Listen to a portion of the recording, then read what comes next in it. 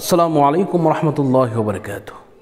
মৃত্যুর 40 দিন পূর্বে আমাদের সাথে কি ঘটে আমরা হয়তোবা কেউ আমরা জানি না, কিন্তু আমাদেরকে এই বিষয়গুলো জানতে হবে। মৃত্যুর 40 দিন পূর্বে আমাদের সাথে কি ঘটে, ফেরেশতারা আমাদের সাথে কী হয়, আজকে সম্পূর্ণ কিছু আপনাদেরকে বলে দেওয়ার চেষ্টা করব ইনশাআল্লাহ।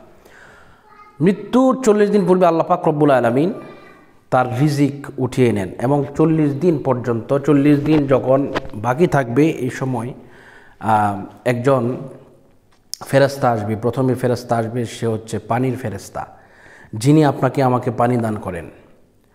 আয়েশা বলবে আসসালামু আলাইকুম, বুখারীর বর্ণনা কিন্তু বলছে আসসালামু আলাইকুম ভাই, আপনার জন্য আমি পৃথিবীর যা কিছু আছে, যত পানি আছে, পৃথিবীর মধ্যে পানির অভাব নাই, কিন্তু আপনার জন্য পানি খুঁজলাম, কোনো জায়গার মধ্যে আপনার জন্য পানি পেলাম না। লা হাওলা ওয়ালা কুওয়াতা ইল্লা বিল্লাহ। তখন বুখারীর বর্ণনা আপনাদেরকে শোনাচ্ছি, তখন এই ফেরেশতা আপনাকে এই কথা বলে সালাম দিয়ে চলে যাবে। এটা আমরা অনেকেই দেখি না, আমরা বুঝি না। যারা ঈমানদার তারা কিন্তু দেখতে পারে এবং বুঝতে পারে। এরপরে আপনার আমার রিজিকের ব্যবস্থা যে করে দেয়, অর্থাৎ খাবার, আমরা যে খাবার খাই, আমাদের রিজিক, এই সম্পর্কে ফেরেশতারা আসে।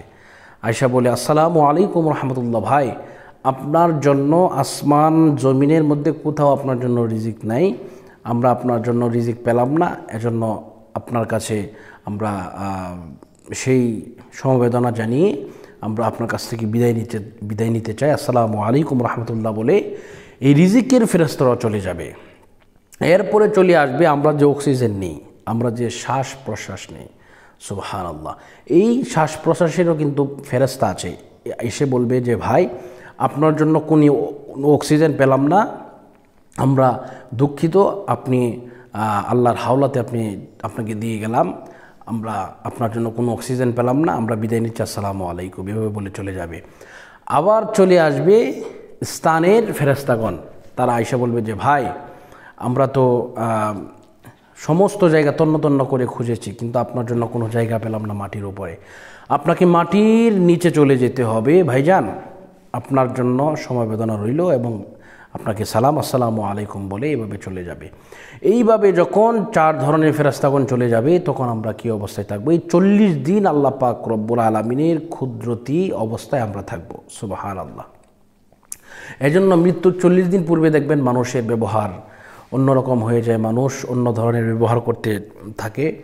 এজন্য আমরা সকলেই খেয়াল রাখবো, আল্লাহ পাক যেন আমাদের সকলকে জান্নাতবাসীর অন্তর্ভুক্ত করেন, আমরা যেন ভালোভাবে আল্লাহর কাজ করে যেতে পারি, আখিরাতের মাল সামানা যেন আমরা সুন্দরভাবে গুছিয়ে যেতে পারি।